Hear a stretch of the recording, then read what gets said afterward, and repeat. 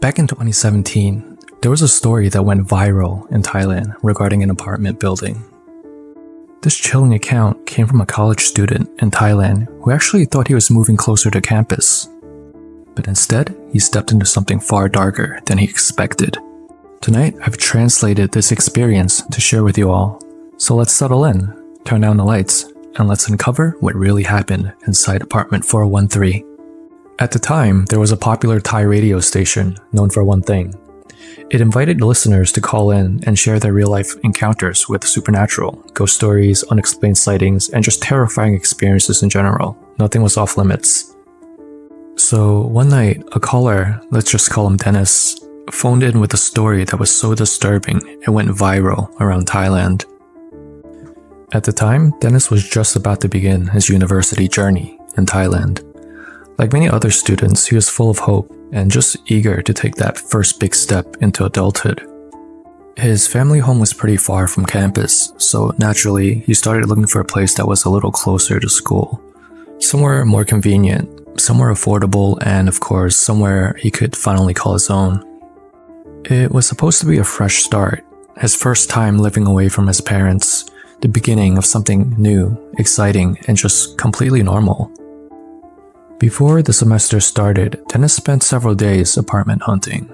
He had a short list of criteria: something affordable, something that was close to campus, and ideally somewhere that was newly renovated. But with a tight budget, that combination was nearly impossible. Every place he visited was missing something. It was either too far or too run down or simply just way out of his price range. So after checking out about 10 different units and still coming up empty, the excitement of moving out was pretty quickly turned into frustration. Feeling pretty drained and discouraged, Dennis decided to hit pause. He went to visit a friend who lived nearby, thinking it would be a nice time to meet up with him and maybe get some advice. Maybe he could help point him in the right direction. When Dennis first arrived at his friend's apartment building, he was pretty impressed. The place was pretty clean, it was modern, and surprisingly within his budget. And best of all, it was just a 10-minute walk to campus. It checked every box he'd been looking for. Dennis couldn't believe it. After days of disappointment, this felt like the perfect match. He even joked to himself, I should have came here first, would have saved me a lot of time. But sometimes, as we all know, the perfect place hides the darkest secrets. For Dennis, the decision was instant. This was the place. Modern, affordable, close to school. It felt like everything had finally lined up for him. Eager to lock it down, he asked his friend if he could introduce the landlord to him, hoping a friendly referral might even score him a discount. But his friend shook his head. No one really knows the landlord, he explained. Everything's handled through a management company.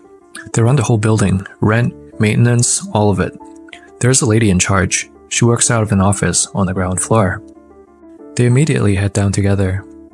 The lady from the management company was right there in the office, just like his friend said. But when Dennis asked about the available units, she shook her head. I'm so sorry, but we're completely full, she told him.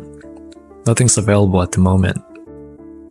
Dennis kind of expected that answer, but still, it stung. Just when he thought he found the perfect place, it slipped through his fingers. Not wanting to give up so easily, he reached into his wallet and discreetly slipped her a 100 baht bill. Just a small gesture, barely $3, but enough to make an impression. Please call me the moment something opens up, he said. Any unit, I'll take it. It doesn't matter how late it is at night. Whatever opens up, please call me right away. It wasn't much, just a small tip, but the woman's reaction? You'd think Dennis handed her a winning lottery ticket or something. She beamed with gratitude, nodding eagerly. I'll see what I can do, she said. If anything comes up, I'll give you a call right away. Dennis thanked her, but deep down, he didn't really expect much. Buildings like this don't really sit empty for long, and it already sounded like everything was full. But that night, just a few hours later, his phone rang.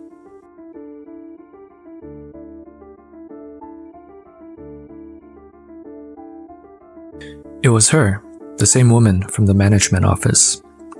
A unit just opened up, she said. If you have time tomorrow morning, swing by, take a look if you want. And if you want it, it's ready for moving. After hanging up, Dennis sat with the news for a moment, and something didn't sit right. Just that morning, the woman had confidently told him the building was completely full, every unit taken. And now, suddenly, there's one available? Just like that?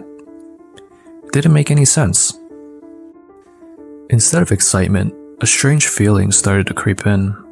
He should have been thrilled, but instead, he felt uneasy, like something was off. And in hindsight, that quiet discomfort, it was the first warning. The next morning, Dennis returned to the apartment building, eager, but still carrying that faint sense of unease. The lady from the management office was already waiting for him in the lobby, all smiles. She greeted him with cheerful energy, like they were old friends. They made a little small talk and she led him toward the stairs, Dennis remembering she had said the unit was on the 4th floor. But when they reached the 2nd floor, she suddenly stopped. "Wait," Dennis asked, "aren't we going to the 4th floor?" She smiled again, but this time, something about it felt off. "Oh yes, it is on the 4th floor, but I just remembered I need to go take care of something in the office," she said, handing him a single key. "Here, go ahead and check it out. If you like it, just come back downstairs and we'll get the lease all sorted out." Dennis took the key and watched as the woman quickly disappeared back down the stairs. He looked down at the key in his hand. It was just a standard key, but then his eyes settled on the keychain attached to it. Room 413. The number stamped into the metal. Nothing fancy, just cold, worn numbers. But the moment he read it, something inside of him sank. He didn't know why. There was no reason for it. But standing there, alone in the stairwell, holding that key to apartment 413, he felt uneasy, a quiet discomfort, like he didn't even want the apartment anymore before even seeing it. But he figured he might as well go and see it, since he's already here. Also, he probably won't have another chance to live here if he doesn't hop on this opportunity, because it'll probably be swooped up pretty quickly. Dennis reached the 4th floor and stood outside the unit, apartment 413. He slid the key into the lock. He immediately noticed something was strange. The lock didn't turn smoothly. Instead, it resisted, stiff, like it hadn't been opened in a long time. When he finally got it to budge, the sound it made was a sharp, dry, scraping metal. Then came the door itself. As he pushed it open, it didn't swing freely like most doors. Instead, it dragged against the frame, groaning slightly, as if it was stuck in place, protesting every inch. It felt like no one had opened the doors in years. Once inside the unit, it was surprisingly normal. It was already furnished, very modest. There was a study desk set in the corner, a simple twin-sized bed, and overhead, there was a large ceiling fan that hung still. Its blades were coated with a light layer of dust. Nothing seemed broken. Nothing seemed eerie. In fact, the place looked barely lived in at all, just untouched for a while. A little bit dusty everywhere, but a little cleaning session will sort that all out. The layout was nearly identical to his friend's unit in the same building. Dennis took a little walk through the apartment, checking every corner, just making sure everything seemed in place, until he turned around and noticed something weird. On the back of the front door, taped carefully in the center, was a talisman. It was the kind used in spiritual practices. It's usually meant to ward off bad energy or something worse. Dennis froze for a moment, just staring at it. Why was it there? He tried to laugh it off. Maybe the feng shui here is just really that bad, he thought. Maybe the last tenant was superstitious. But then another thought crept in. What if someone died in this apartment? Right then and there, Dennis made up his mind. Nope, he wasn't going to take this apartment. Back downstairs, Dennis returned to the office with the key in his hand and a decision made. He told the woman he decided to pass on the unit. "It's just not for me," he said. "The talisman on the door, it just really creeped me out." For a moment, the woman's smile faltered just slightly. Then she quickly recovered. "Oh, that silly thing," she said, waving her hand dismissively. "That was from the last tenant. They were very superstitious. It's not a bad sign. It's actually very good for you. It's for good luck. It's just decoration. Nothing to worry about." She kept urging him to reconsider. "It's a good unit," she said. "Very lucky, clean, safe. These rooms don't open up very often, you know." Then she sweetened the deal. "Look," she said. "If it's about the talisman, I can lower the rent from 2,500 baht to 2,000 baht. That's around 60 USD total for rent. And the deposit," she quickly added, "we can drop that too, from 7,000 down to 4,000 baht. That's about 120 US dollars. The way she was slashing prices left and right, it didn't feel like a deal anymore. It felt like a clearance sale. Dennis couldn't shake the feeling that something was wrong with the room. That talisman, the dusty furniture, the way the door opened like it hadn't been opened in years. It all felt off. But then he did the math. These discounts would save him a huge chunk of money, month after month. For a broke college student, this was hard to ignore. He started imagining all the things he could afford now. New shoes, a better laptop, maybe even a little extra for a weekend outing. So he ignored the knots in his stomach, pushed down the instinct whispering that something wasn't right. And right then and there, Dennis signed the lease. Moving day came around, and Dennis arrived at the building with boxes stacked high, bags slung over his shoulder, ready to start this new chapter. As he entered the lobby, the security guard, friendly and relaxed, spotted him struggling and offered to help. He grabbed Dennis's fan in one hand and a coffee maker in the other, and casually asked, "Which unit are you heading into?" Dennis smiled. "Room 413. The moment the words left his mouth, everything changed. The guard's face dropped. His cheerful demeanor vanished. His smile vanished. Without a word, he set the items back down gently, then looked at Dennis and said, "Oh, I'm so sorry. I just remembered. I have to go out and buy something." And just like that, he turned and walked off. Dennis stood there, confused. Why offer to help if he had somewhere to be? And who runs errands in the middle of a shift like that? It was a really strange reaction, but once again, Dennis brushed it off. Since the security guard ditched him, Dennis pulled out his phone and called his friend, the same one who lived in the building. Thankfully, he picked up right away and came down to help. The two of them lugged Dennis's things up to the 4th floor, sweating and laughing through the effort. Once everything was inside, they even took the time to wipe the place down together. Dust off the fan blades, clean the desk, sweep the floor. It was actually pretty fun to be doing this with a friend. By the time they were done, they were both exhausted. His friend gave him a pat on the shoulder and headed back to his own unit. Dennis shut the door, locked it behind him, and dropped onto the bed to rest a bit. Dennis shut his eyes just for a moment. The heat of the day clung to him, and after hauling boxes and cleaning every corner, he was drained. He laid there on the bed, arms sprawled wide, eyes closed, breathing slowly. Then, that feeling, the unmistakable sensation that someone was watching him. His eyes snapped open, and there, sitting quietly in the chair by the desk, was a young woman. She was beautiful, gorgeous, short black hair that framed her face just down to her chin. She sat calmly, legs crossed, smiling gently at him, like she'd been waiting there the whole time. Dennis didn't feel scared. In fact, he wasn't afraid at all. She was stunning. So much of that fear never even had a chance to rise. Instead, he just stared, confused. When did she come in? How did she come in? Why didn't I hear the door? The young woman stood up slowly and walked toward him, her smile never fading. Her presence felt soft, almost dreamlike. Then, standing at the edge of the bed, she tilted her head and asked in the sweetest voice, "Is it okay if I live here with you?" As stunning as she was, Dennis hesitated. The rational part of him kicked in. "No," he said, sitting up slightly. I don't even know you. You can't live here with me." The woman's expression froze. Her gentle smile vanished in an instant, and right before his eyes, her face began to change.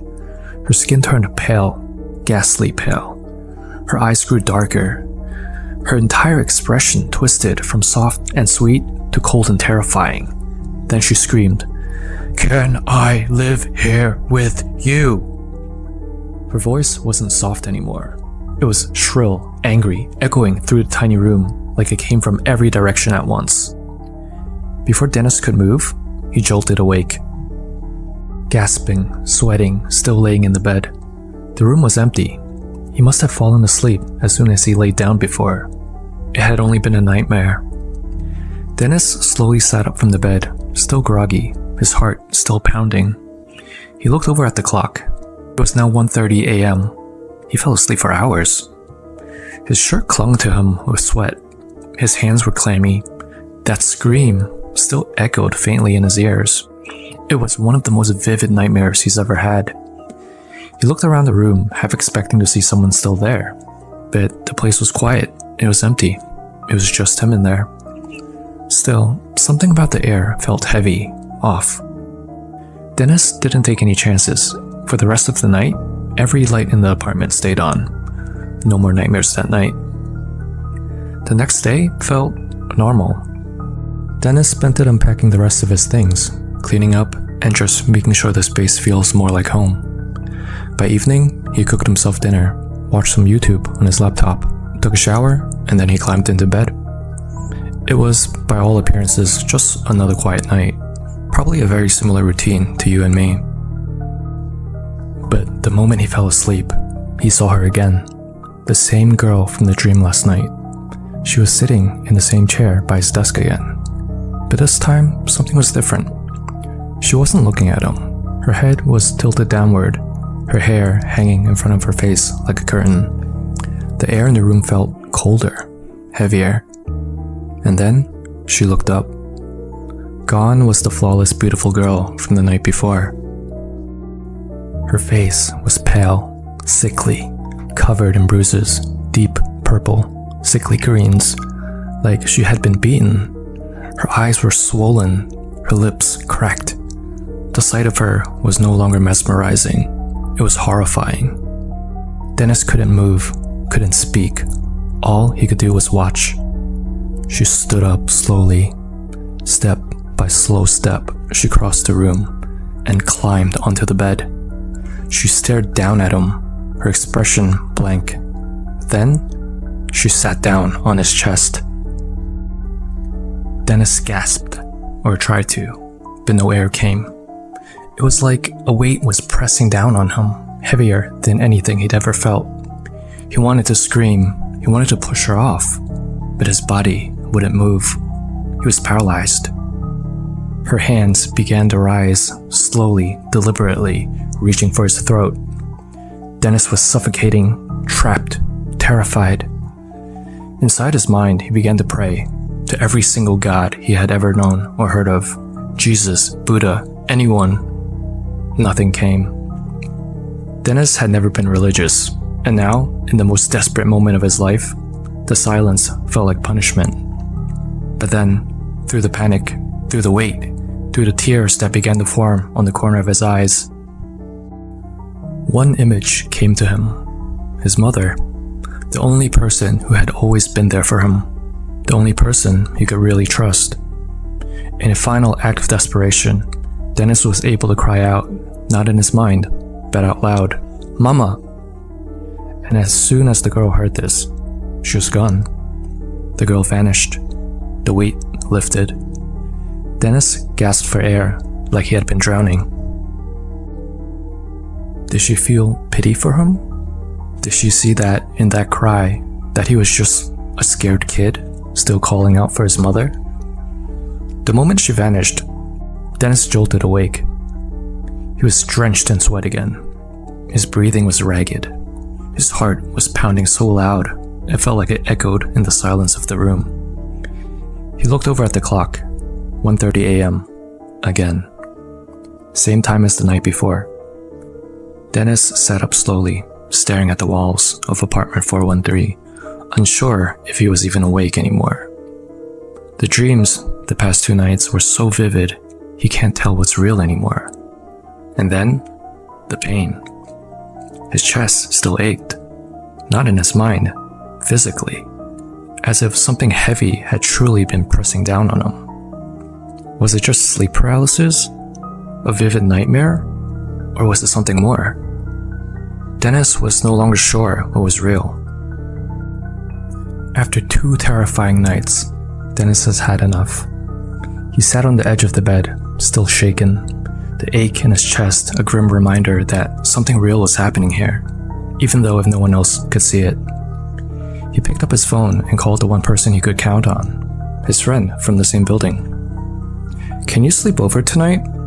Dennis asked, trying to keep his voice steady. I don't want to be alone right now." Without hesitation, his friend agreed. Within minutes, there was a knock on the door. The friend stepped in, took one look at Dennis, and knew that this wasn't just nerves or homesickness. Something was seriously wrong. Dennis told him everything. The girl, the dreams, the pressure on his chest, waking up both nights at exactly 1:30 a.m. They sat together in that dimly lit room, the weight of it all pressing down on both of them. After a long silence, the friend finally said, "You should probably go to the temple tomorrow. Go pray. Maybe that'll help." Neither of them were really religious, but at this point, they were out of options. The very next morning, Dennis followed through. He went straight to the temple. He bowed his head, lit incense, and prayed harder than he had ever prayed in his life. Not just out of fear, but desperation. Before leaving, he purchased a large statue of the Buddha. Simple, serene, and carved with care. A symbol of peace, and hopefully, protection. Back at his apartment, Dennis placed the statue on his desk, facing the bed directly, watching over him. He stood back and looked at it. Something about its presence made the room feel lighter already, calmer. "This is it," he told himself. "I've done what I needed to do. I've prayed. I've brought Buddha into this space. I'm protected now. Finally, I'll get a good night's sleep." It was Dennis's 3rd night in apartment 413. But tonight, he wasn't afraid. With the Buddha statue watching over him, and prayers still fresh from that morning's temple visit, Dennis climbed into bed with a strange sense of confidence. It's over, he thought. Whatever that was, it's gone now. He was wrong. The moment he drifted off to sleep, she returned. The same girl, in the same chair by his desk, her head down, unmoving. Dennis didn't want to look. He knew he shouldn't, but he couldn't help himself. The moment his eyes met her, she began to move again.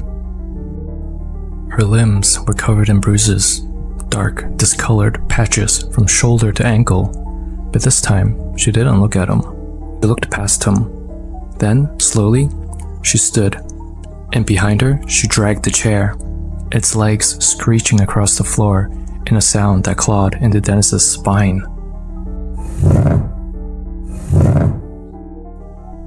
He watched her as she walked toward the center of the room, just beneath the ceiling fan. And then he saw it, a thick rope wrapped around her neck. Fresh scars, raw and angry, circled her throat, like it had been tied there before. Dennis couldn't move, couldn't scream. He watched, helpless, as she positioned the chair beneath the fan, stepped onto it. And then she tied the loose end of the rope onto the fan. Then, without hesitation, she kicked the chair away. Her body dropped. She hung there, thrashing violently, her legs spasming, her arms clawing at the rope, her tongue extended fully out of her mouth as if trying to scream. Her eyes bulged, locking with Dennis's, staring directly at him as her body convulsed. It was unbearable. Then she went still, limp, lifeless. The room fell silent, completely. Dennis could hear nothing but his own breath, shallow, terrified, ragged. He couldn't move, couldn't even blink. He was frozen, staring at the body above him, still just swaying gently from the fan. Then suddenly, her eyes snapped open. And then she smiled, a slow, unnatural twist of the mouth. Then came the laughter.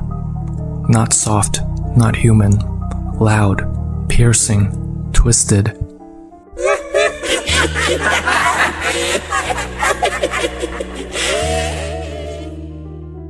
Dennis was screaming inside. Nothing came out. His body just wouldn't respond.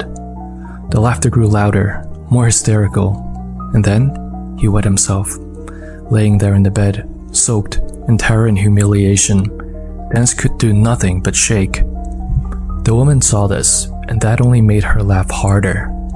No prayer worked. Calling out to his mother didn't work. Not tonight. Dennis tried everything. Every chant he could remember from the temple, every desperate plea in his head, even calling out for his mother like he had before. But the laughter just kept going, wild, echoing off every wall, filling the entire apartment like it was alive. It felt endless, until finally, after what felt like an eternity, Dennis felt his body start to respond. He jerked violently, shaking himself awake, and then with one final desperate push, he woke up. So hard, in fact, that he rolled over the bed and fell off and hit the floor. Soaked in sweat and urine, he scrambled to his feet and bolted onto the balcony, gasping for air. His heart was racing. His hands were shaking. But outside, under the open night sky, he felt just enough clarity to look back into the room. No hanging woman, no laughter. It was just another nightmare. Or so he thought. He turned his head toward the clock at the wall. 1:30 a.m. once again. Then something caught his eye. The chair, the same chair from the dream, was now flipped upside down, laying directly under the ceiling fan, right where she had kicked it. Dennis's breath caught in his throat. He turned slowly toward the desk. The statue of the Buddha, the one he had placed carefully to watch over him, was now facing the wall. It had turned 180 degrees. No wind could have done that. Someone had moved it. If this spirit was strong enough to mock his faith, to physically move a sacred object, then maybe it made sense why none of his prayers had worked. Not even the cry for his mother could save him this time. And yet, one pattern remained. Every time, every single time, it all ended when the clock struck 1:30 a.m. Dennis couldn't take it anymore. Terrified, humiliated, shaking from head to toe, he bolted. Still soaked in sweat and piss, he ran out of apartment 413 in his pajamas, crying, barefoot, leaving everything behind. His phone, his wallet, his ID, none of it mattered. All he wanted was out. Down in the lobby, the security guard, who had already seen signs something was wrong, was startled to see Dennis in such a state. "What happened?" he asked. But Dennis didn't answer. All he could say was, "Can I borrow your phone, please? I really need to call my friend to get me." The guard handed it over without hesitation. Dennis shakily dialed his friend's number, the same friend who helped him move in, who'd seen the apartment before all this started. "Can I stay with you tonight?" he asked, voice cracking. I can't get back in there. I can't go back in my room." Minutes later, the friend appeared at the lobby, worry written all over his face. He didn't ask questions, he just took Dennis upstairs. Inside his friend's apartment, Dennis finally broke down. He cleaned himself up, sat down, took a deep breath, and then he told him everything. The dreams, the girl, the rope, the statue, the clock, everything. When he finished, there was a long silence. Then, the friend said softly, "It sounds like she doesn't want you there. Whoever she is, she's making it clear. You need to move out, Dennis. That place isn't for you." The next morning, Dennis couldn't stop thinking. Not about the ghost, not about the nightmares, but about the woman from the management office. At first, she said there were no units available. Then, suddenly, 413 opened up. And not just that, she practically begged him to take it, slashed the rent, cut the deposit. It wasn't random, it wasn't lucky. She knew, she had to know. Dennis's fear turned into rage, a deep burning anger that pushed him through the exhaustion. and humiliation. The next morning, he went down to the office. The woman was there, seated behind the desk, sipping from a cup of tea, like it was just another quiet morning. Dennis didn't wait. He slammed his hands on the counter. "I want my money back," he said through clenched teeth. "Now." The woman blinked, startled, set her cup down slowly. "Excuse me?"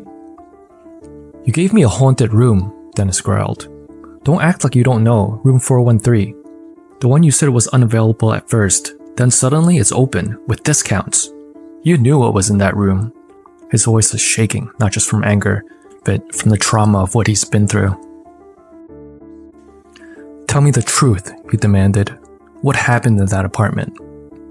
The woman at the desk didn't flinch. She kept sipping her tea, eyes shifting to her computer screen, then back to Dennis. Her tone stayed neutral, even dismissive. "I'm so sorry you had a bad experience," she said. "But it's probably just stress. First time living alone. It always happens. I can't refund you just like that." Dennis couldn't believe it. "Seriously? That's all you're going to say?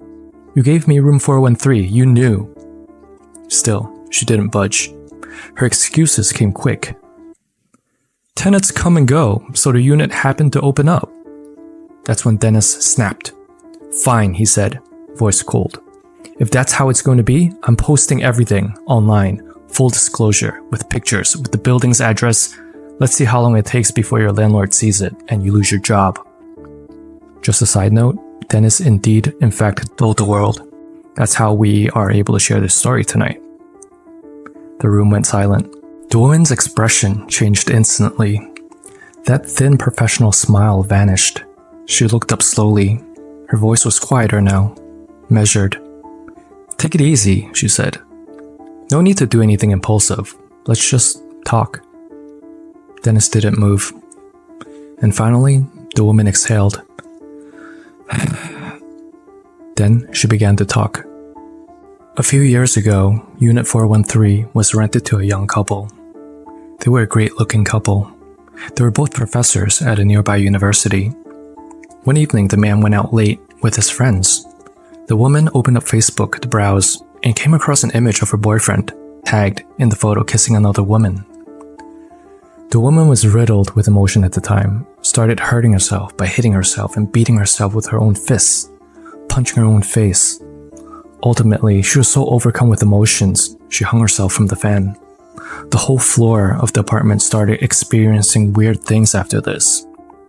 It's said that the girl died exactly at 1:30 a.m., so every night around this time, her spirit would return to that building and terrorize all of the units on the 4th floor, causing many of the units on the 4th floor to move out at the time. Due to this issue, the landlord hired a shaman to write a talisman to seal her spirit inside the unit. That way she couldn't get out and terrorize the whole floor, which explains the talisman on Dennis's door. Once this talisman was in place, the complaints of ghosts and weird happenings totally stopped in the surrounding units. The emptied apartments slowly filling back up with new tenants. The landlord instructed the lady at the management to always leave 413 empty and never rent it out. So it's always just been sitting empty all these years. Since this happened so long ago, and Dennis seemed so desperate to live in this building, she most likely rented this unit to Dennis behind the landlord's back, meaning she wanted to pocket the rent money that Dennis would be paying. In the end, Dennis did get his money back. The woman realized that the threat to her job, her reputation, maybe even the building itself wasn't worth it. She quietly refunded everything, no more excuses, no more resistance. Dennis packed up what little he brought, left apartment 413 that same day, and never looked back. This very story that Dennis shared on the late-night radio station spread like wildfire across Thailand. Soon, the number 413 took on a new kind of fear. Hotels and apartments across the country reported trouble renting these rooms out with that number. Some of the newer buildings even skipped it altogether. So what do you guys think? Have you, or anyone you know, ever stayed in a room that just felt wrong? Let me know in the comments. And if you ever find yourself in front of a door marked 413, ask yourself, is it really empty? Or is something already waiting inside?